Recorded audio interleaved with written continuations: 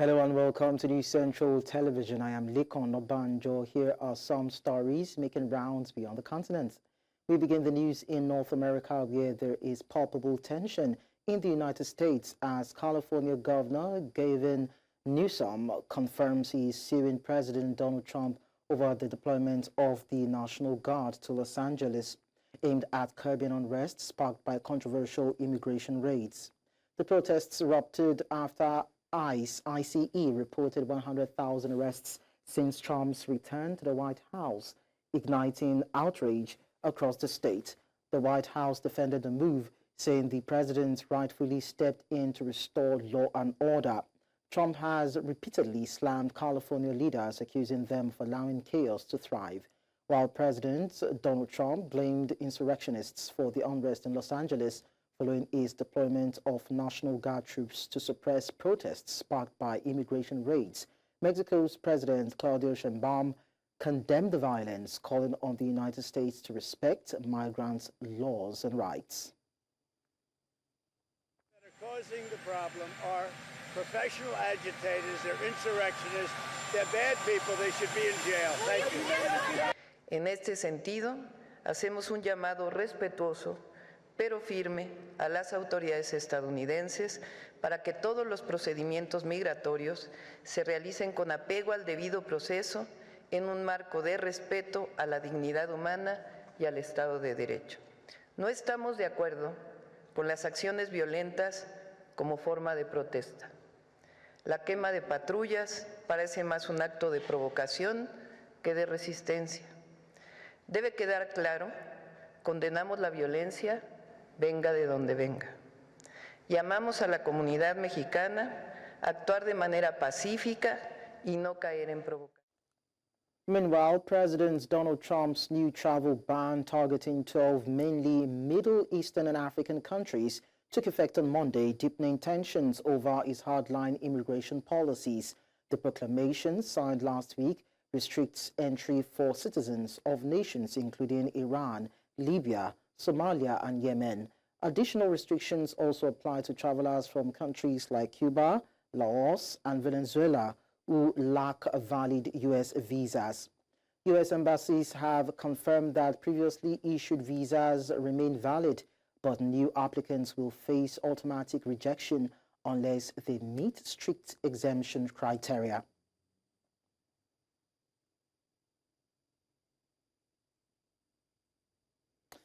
We also tell you that top U.S. and Chinese officials met on Monday in London for critical trade talks aimed at easing escalating tensions between both nations. Held at Lancaster House, the two-day negotiations follow a preliminary agreement reached last month in Geneva, for which both countries had lashed out at each other over allegation of agreement violations. White House economic advisor Kevin Hassett said the U.S. is seeking a clear commitment from Beijing, including a handshake on rare earth exports. With China's exports to the U.S. down 34.5% in May and American growth slowing, both economies are feeling the strain. Still in the region, Canada will hit NATO's defense spending threshold of 2% this year. This is according to the Prime Minister, Mark Carney, warning that in a darker world, Canada must reduce its security dependence on the United States. Carney's pledge followed similar announcements by members of the alliance and comes after consistent pressure by U.S. President Donald Trump for NATO members to spend more on defense. And so for all those reasons, I'm announcing today that Canada will achieve NATO's 2% of GDP target this year, half a decade ahead of schedule. The long-held view that Canada's geographic location will protect us is becoming increasingly archaic. We should no longer send 3/4 of our defense capital spending to America. In Europe, a major UN summit is opened in France, bringing together world leaders, scientists and activists with one urgent message, which is the health of the oceans is at breaking point. From plastic pollution to destructive fishing practices, experts say it is time for bold action, not just words.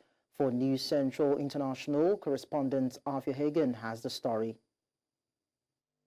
A major summit on the world's oceans kicked off today in Nice, France, with leaders and activists calling for urgent action to protect marine ecosystems. The UN Ocean Conference comes amid warnings that time is running out to save our seas. With 60 heads of state and thousands of experts and activists gathering, the message is clear: the oceans are in crisis and nations need to move from words to action. One of the biggest flashpoints, bottom trawling. The UK announced plans to partially ban the destructive fishing practice in half of its marine protected areas.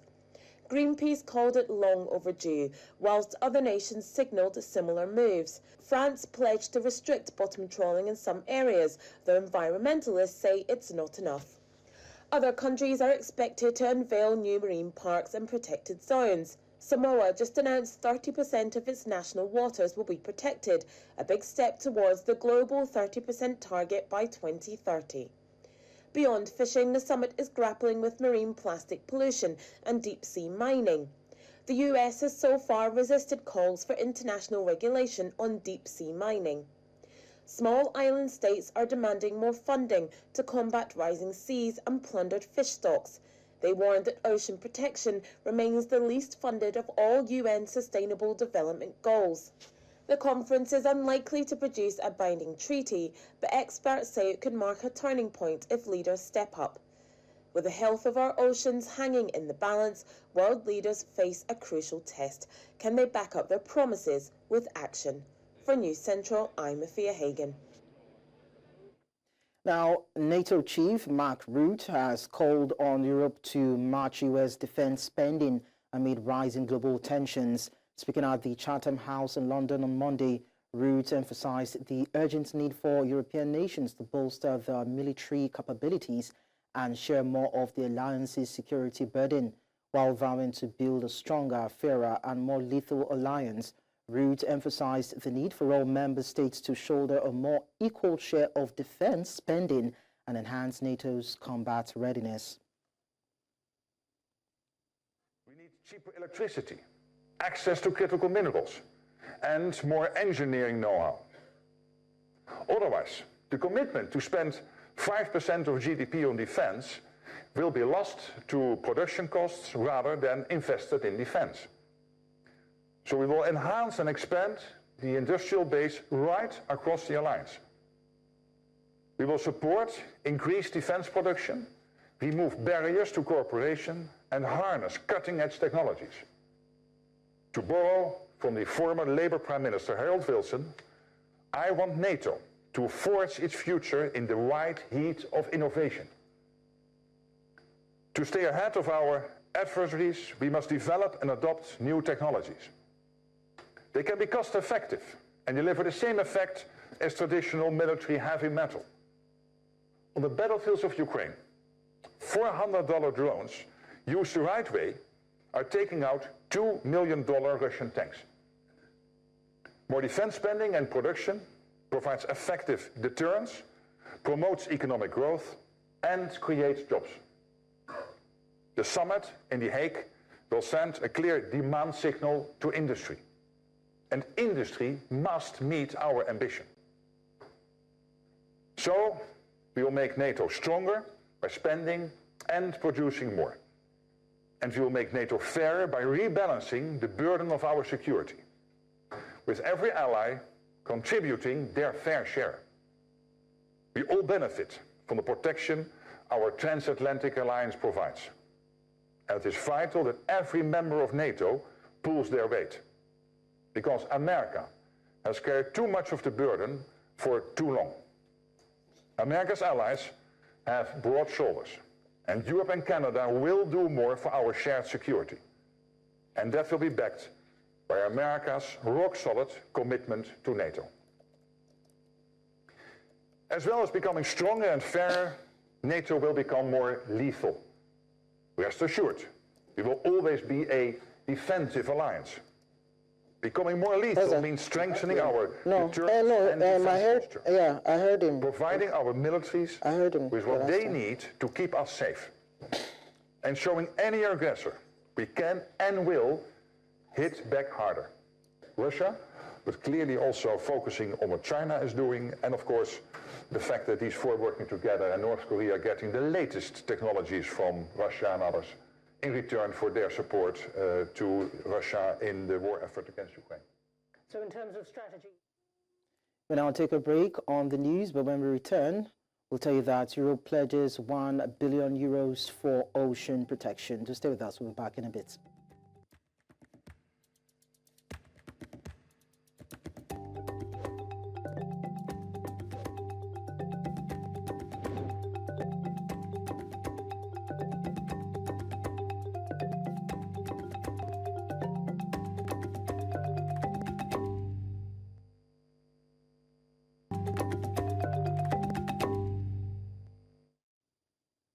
We stay in Europe on Beyond the Continent to tell you that the EU has pledged approximately €1 billion to protect the ocean through various commitments. This includes initiatives to support sustainable fisheries, regenerate maritime ecosystems, and fund research to understand and protect the seas. These commitments were made at the Our Ocean Conference below. The announcements come as world leaders on Monday called for global rules to govern the seabed and warned against racing to exploit the ocean floor in a thinly veiled rebuke of U.S. President Donald Trump. My friends, I'm delighted, proud and grateful to announce today that Europe is investing €1 billion in 50 projects around the world.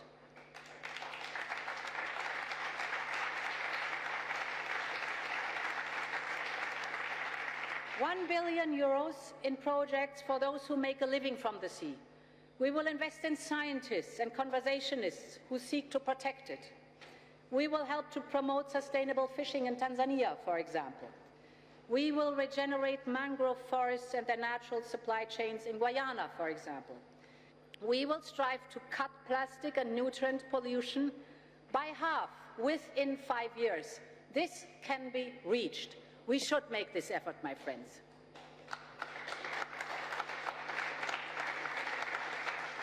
We will restore natural habitats and shelter our coasts more effectively from the impact of climate change. Our goal is to bring 20% of Europe's marine ecosystems back to life by 2030. Le deuxième élément, c'est évidemment la réduction des émissions de CO2 et la protection de nos océans.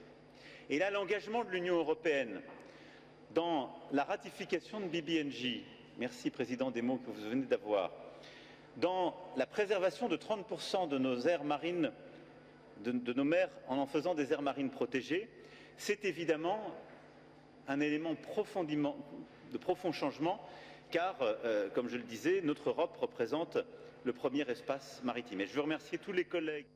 Talking about the Russia-Ukraine crisis now, Ukraine has begun a large prisoner exchange with Russia as part of a deal reached during recent peace talks in Istanbul. Ukrainian President Volodymyr Zelensky made this known in a statement on Monday, stating that the exchange will continue in several stages over the coming days. He noted that among those being returned are wounded prisoners as well as those under 25. The swap marks the first stage of the agreements negotiated at the second round of direct Russia-Ukraine peace talks in Istanbul on June 2. Now, in Asia, we understand that at least 4 members of the Japan Self-Defense Forces were injured on Monday in an explosion at the U.S. military's Kadena Air Base in the southern Japanese prefecture of Okinawa. Local media are reporting Japanese defense minister officials as saying the blast occurred while JSDF personnel were preparing to carry out bomb disposal operations, causing those in close proximity to suffer finger lacerations and possible hearing damage. As at the time of filing this report, no evacuation order has been issued, with local officials dispelling any risk of further explosions or fire. There was no immediate word on the cause of the explosion. Meanwhile, in the Middle East, Iran says it will soon present a counter-proposal on a nuclear deal with the United States, describing Washington's current offer ambiguous. Foreign Minister spokesman Ismail Baqai announced at a press briefing on Monday that the new plan, which it tagged reasonable, logical and balanced, will be submitted via mediator Oman once finalized. Iran urged the U.S. to take the proposal seriously, signaling a potential opening in stalled negotiations. اما اگر مذاکره رو به عنوان یک فرایند فعال دو جانبه که درش باید داد و ستد صورت بگیره و هر پیشنهادی محصول و برآیند روند مذاکراتی باشه، من میتونم خدمتتون عرض بکنم که پیشنهاد آمریکا چنین مختصاتی رو نداشت و در واقع برآیند 4-5 دور مذاکره قبلی نبود. ما طرح پیشنهادی خودمون رو به زودی بعد از نهایی شدن از طریق عمان به طرف مقابل ارائه خواهیم کرد و طرحی است که معقول، منطقی و متوازن هست و توصیه می‌کنیم که حتما طرف آمریکایی این فرصت رو قدر بدانه. حتما به نفع آمریکاست که این طرح رو به صورت جدی. There appears to be no end in sight to the war in Gaza, with Israel intercepting a Gaza-bound aid ship carrying Greta Thunberg and other prominent activists, detaining those on board and taking them to Israel. The vessel, Madeleine, part of the Freedom Flotilla coalition, was attempting to deliver aid to Gaza amid a worsening humanitarian crisis and ongoing blockade. The coalition accused Israel of attacking the ship in international waters, jamming communications and spraying the vessel with white paint-like substances. The video released by Israel's foreign minister shows detained passengers, including Thunberg, receiving food and water while in custody.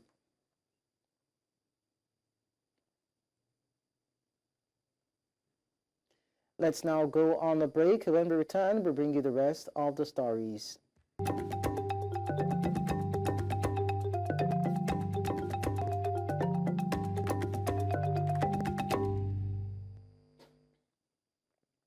A tragic incident occurred during Portugal's Nations League final victory over Spain at the Allianz Arena in Munich, as a spectator died after falling from the second tier into the lowest seating area.